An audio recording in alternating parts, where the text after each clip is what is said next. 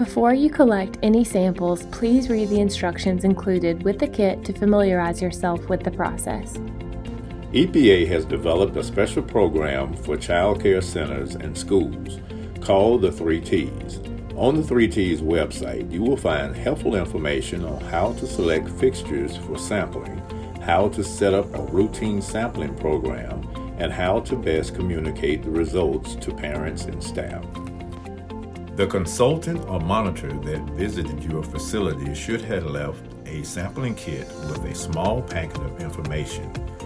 In the packet, you will find a thank you note, an instruction sheet, a chain of custody form, and a brochure on the Alabama Department of Public Health's program on renovation, repair, and painting at child care facilities.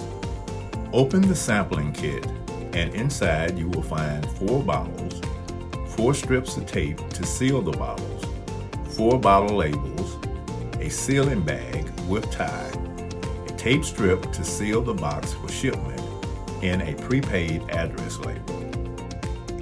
Each kit contains bottles to sample up to 4 fixtures. Smaller facilities may not need to use all 4 bottles. Larger facilities with more than 4 fixtures should select fixtures that are most representative of the ones in use. Please visit the 3Ts site and read Module 4 if you're unsure where to sample. You should only sample fixtures that are used for human consumption, such as kitchen sinks and water fountains. Mop bucket sinks and outside hose bibs are examples of fixtures that should not be sampled. Choose a day to sample when children are expected to be present. It's best not to collect samples on a Monday or after the facility has been closed for a long period of time, such as after a holiday. The fixtures should not be used for at least 8 and no more than 18 hours before sampling.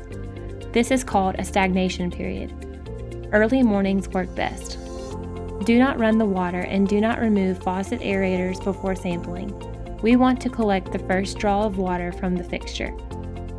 Now that the sites have been selected and the fixtures have not been used during the required stagnation period, it's time to collect the samples. Unscrew the cap from one of the sample bottles and place it under the cold water tap. Open the tap to a steady flow, about pencil thick. Fill the bottle to the shoulder, being careful not to overflow the bottle. Turn off the tap, tighten the bottle securely, and seal with the provided tape strip. Fill out a sample bottle label with the facility name, sample location, and date and time. Place the label on the bottle. Repeat the process with up to 3 more fixtures.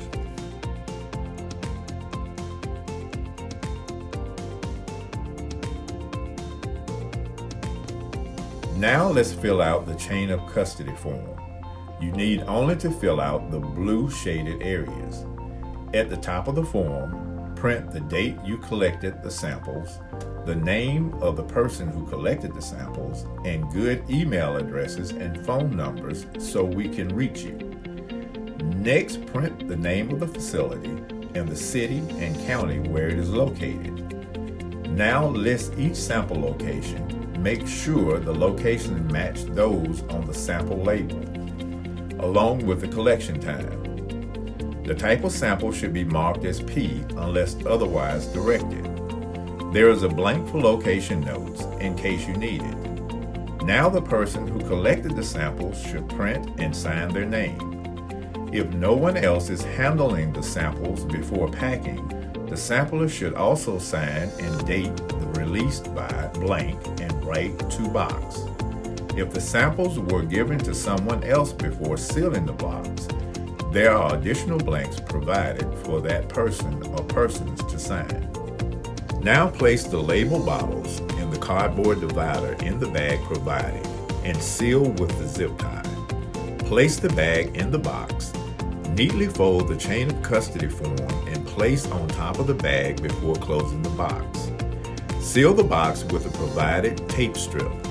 Apply the mailing label to the top of the box and sign your name across the tape seal to prevent tampering.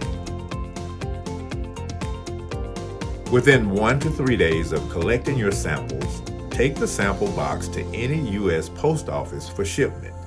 Postage is already paid.